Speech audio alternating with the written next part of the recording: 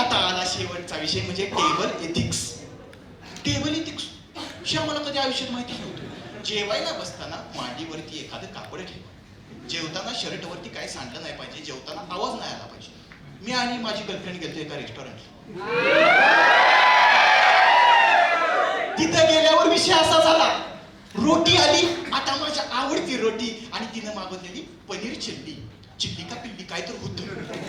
मी रोटी घेतली, मोडली, वसा वसा खायला लागलो. एका रोटीचं 2च घास.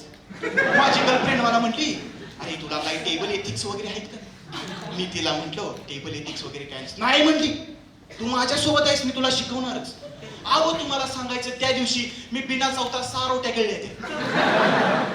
आवाज नाही आला पाहिजे जेवताना.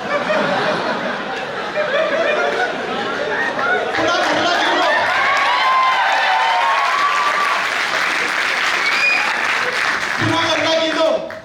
आता पोटाचा सगळा जाऊन मोकळं होऊन आलो आणि आईला म्हणलं, आई जेवाय तेवढं वाटलं.